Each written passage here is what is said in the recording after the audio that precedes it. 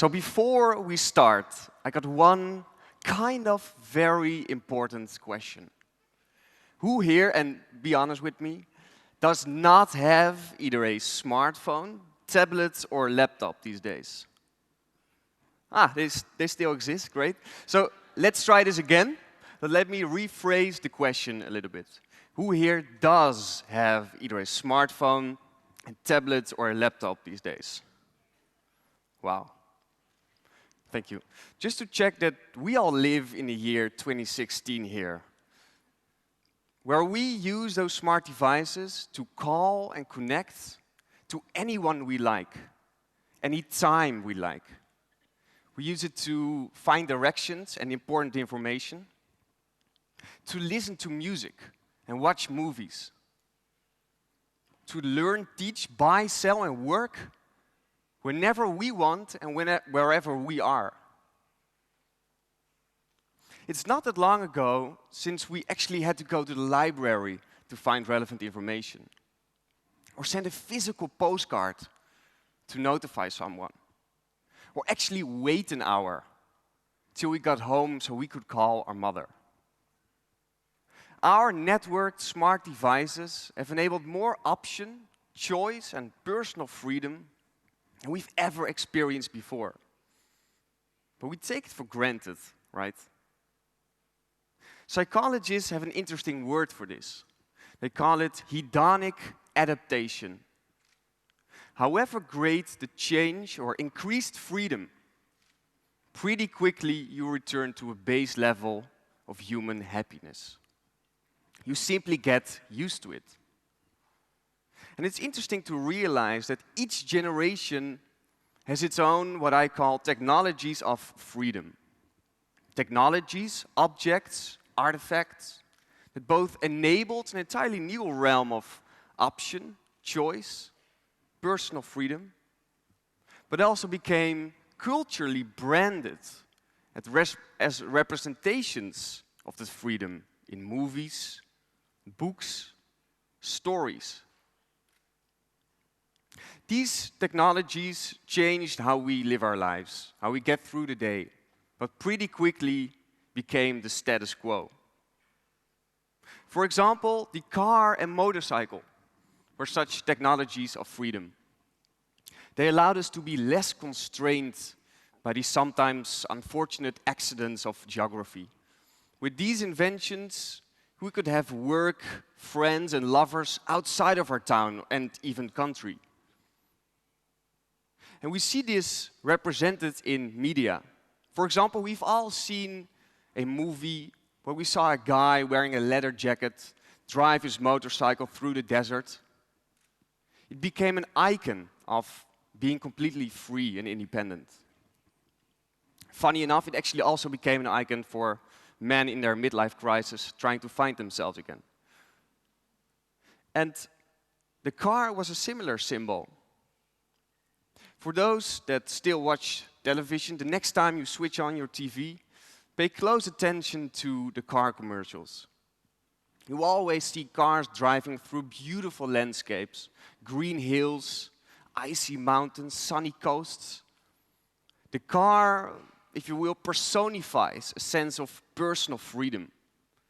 The ad tries to tell you, dear consumer friend, if you buy me, you will experience a sense of freedom that others can only dream of. It used to be that when kids turned 16 or 18, they would go out, get their driver license, buy a car. It was their declaration of independence. Today, this is not as compelling to our 16 and 18-year-olds. They wait till they get their driver license and maybe not even want a car at all. Because with all the new options available, the sharing of rides, the sharing of cars, and often more networked and better public transportation system in most Western countries, the idea that car equals freedom is less dominant today. Today, our smart devices are our technologies of freedom. where the car and the motorcycle stood for freedom of physical space. Our network devices connected to the internet stand for freedom of access. Friends, work, lovers, information just one swipe away.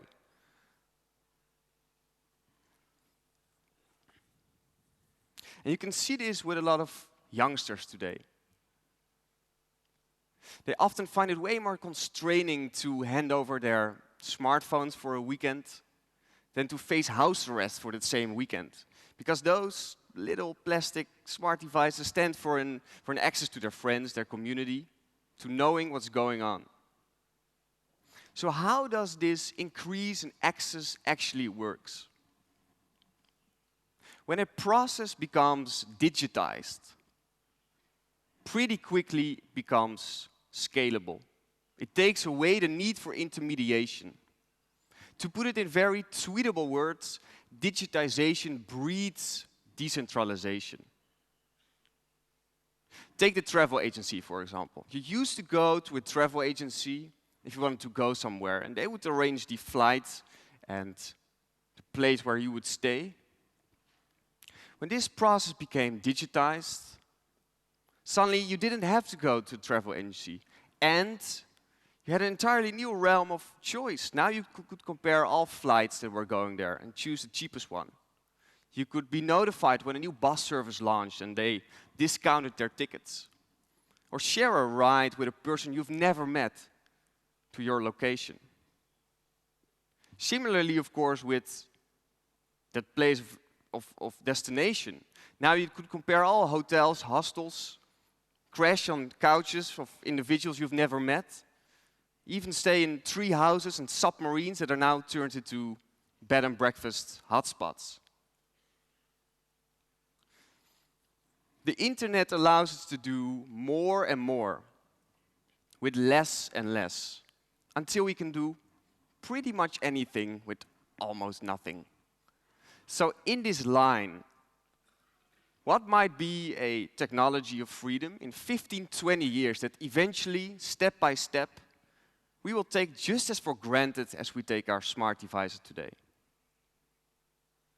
I believe the main technology that will enable this will be virtual reality. Now, some of you have heard of it. Some of you have even tried on some silly goggles, and if not, you probably will in the upcoming years. But virtual reality is not just about some fancy eyewear.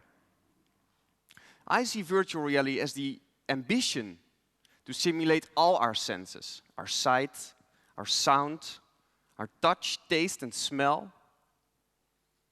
And scientists and engineers are working really hard to create the interfaces and technologies that enable this.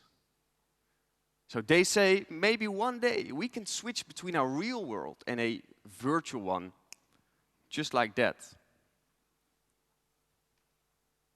And I know this might sound like some futuristic mumbo-jumbo nonsense stuff to some of you, but imagine what this might mean. What if you could experience what someone else would experience? If you could see what they see?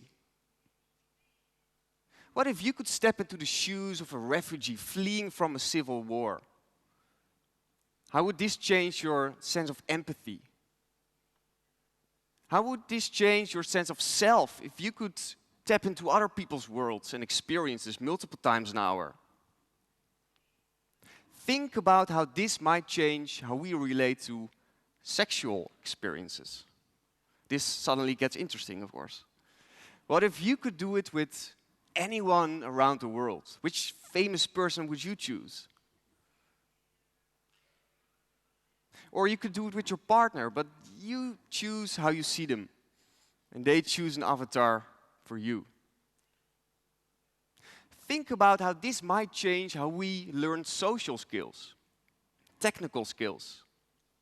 If you could practice your public speaking in front of an audience just as realistically looking as you are. Or practice your dance moves with the world's best ballet dancer just there in front of you.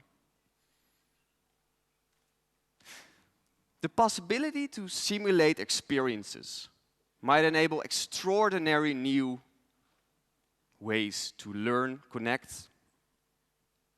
But more option and choice isn't always the right thing. When you could choose from an infinite amount of experiences, but you only have 24 hours in a day, what would you choose to experience? There comes an interesting paradox in play. The famous psychologist Barry Schwartz coined it the paradox of choice. We all love choice. But when there's too much to choose from, it feels harder to make the right decision. Because with every decision we choose, we make, we feel the other options feel like missed chances, missed possibilities, missed experiences. I think we should be very aware of this paradox and take our human vulnerabilities and incapabilities into account as design guidelines when we create those technologies. So when we are moving to a world where real might be the most relative word that we'll ever have, we develop them in a guiding way, an empowering way, a human-centered way, where the car and the motorcycle stood for freedom of physical space. Our smart network devices stand for freedom of access. We should culturally brand virtual reality in our books, movies, commercials, stories, not as the ultimate engine of escape, but as a catalyst for social, educational, creative change. We should realize that more option, more choice, isn't an end in itself, but still a means for creating human connection, human fulfillment, and human flourishment. Thank you very much.